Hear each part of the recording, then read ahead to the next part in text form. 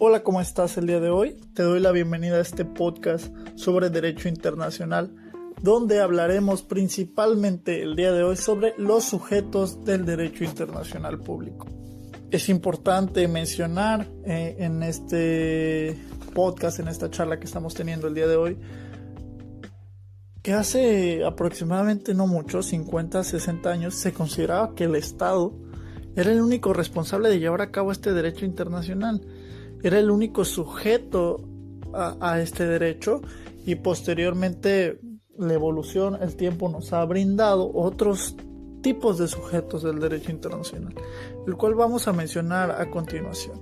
Se podría decir que se consideran sujetos del derecho internacional público a las organizaciones internacionales, comunidades beligerantes, que estas comunidades son aquellas que se encuentran con un conflicto permanente y oponen resistencia a ciertas cosas, no necesariamente algo en específico, simplemente es un movimiento que ha sido constante y mantiene luchas o trifulcas con las ideologías que se plantean. Los movimientos nacionales de liberación también se consideran sujetos de derecho internacional. El Vaticano, la Santa Sede y la soberanía de Orden de Malta se consideran y se mencionan partes por razones históricas. ¿Por qué? Pues todo el tiempo la Iglesia ha influido en la sociedad, en el ser humano, y por lo mismo es parte del derecho internacional. Y por último, pero no menos importante, el ya mencionado Estado, que el Estado ha sido considerado el sujeto indiscutible del derecho internacional clásico y contemporáneo. Por lo mismo, ¿por qué? Porque los estados es la representación de cada pueblo.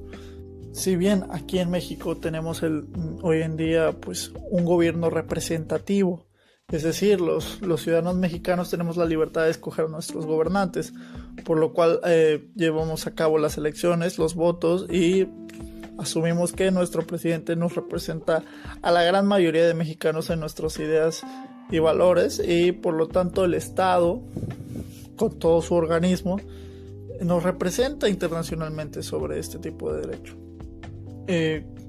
Vale también mencionar que el Estado tiene elementos, como lo es su territorio, que prácticamente es toda la extensión de tierra que cubre el país, la población, que son todos los individuos ciudadanos mexicanos que nacemos, el poder erático, gobierno, es decir, como ya lo había mencionado, somos una soberanía, escogemos nosotros a nuestros propios representantes, y la capacidad de entablar relaciones internacionales.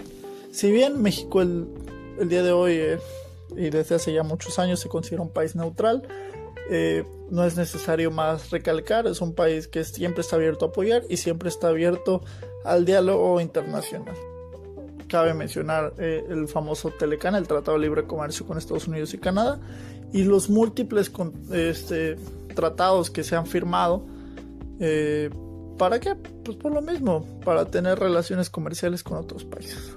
También dentro de estos estados se encuentran los mini estados, son también gobiernos representativos de extensiones de tierra y ciudadanos que no cuentan con tal número como países grandes como lo es Rusia, como lo es China, como lo es Estados Unidos, el mismo México, pero no les afecta para nada la participación internacional, puesto que tienen definida la idea que están siguiendo como nación. Saltando un poco también ahora a otro sujeto, nos vamos a las organizaciones internacionales gubernamentales.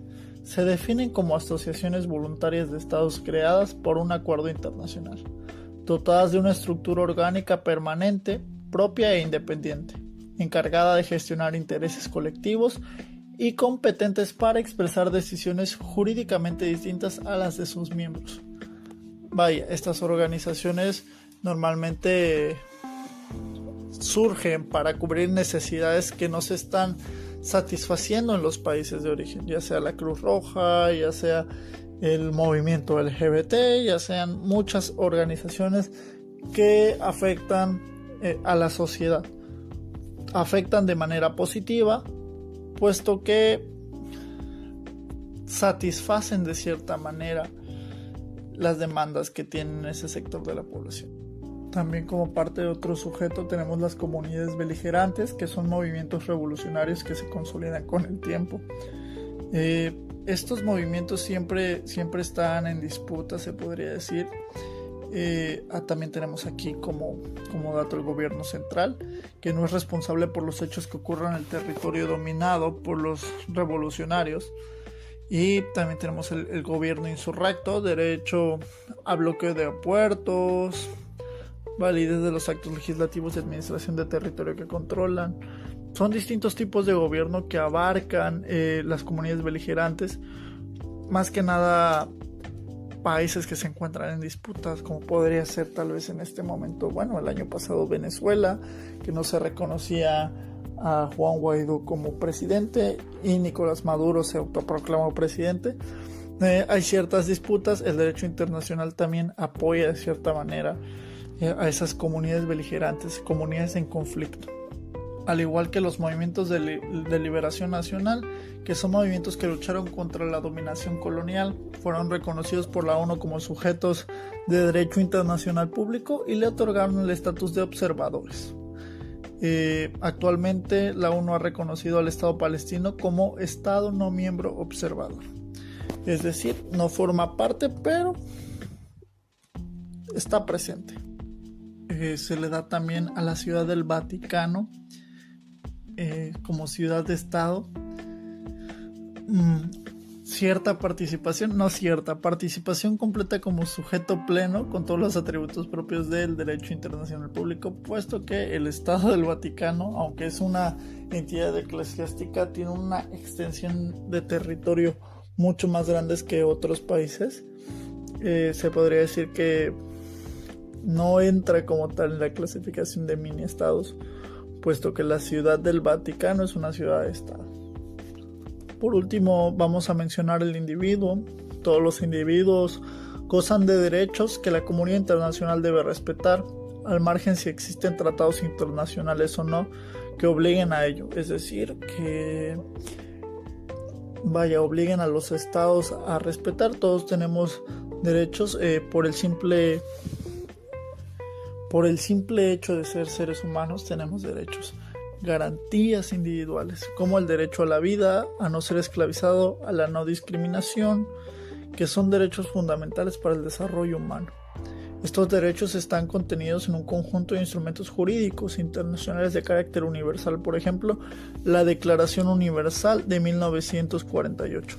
Todas estas declaraciones surgen posterior a la Segunda Guerra Mundial. Una vez terminada, pues obviamente los países se preocupan por todo esto. ¿Por qué? Porque no puede haber esclavitud, no puede haber más actos de violencias contra gentes, no puede haber esclavos, no podemos comprar a gente, que prácticamente viene siendo lo mismo, ¿no? Antes la gente no tenía ningún valor, tenías deuda, dabas un hijo a cambio de esa deuda, y todo esto pues se va quitando. En la práctica internacional observamos que el ser humano puede ser por lo menos titular de deberes y obligaciones jurídicas impuestas por el derecho mismo, donde se sanciona directamente al individuo lo que se denomina subjetividad internacional pasiva. Es decir, todos tenemos obligaciones como seres humanos que cumplir. ¿Para qué? Para la misma convivencia sana entre nosotros mismos. Espero les haya servido mucho este pequeño podcast. Ya se prolongó bastante. Vamos a cerrarlo hasta aquí, sobre el derecho internacional y los sujetos que forman parte de ello. Bueno, yo sin más me despido. Te agradezco por haber escuchado hasta el final. Chau, chau.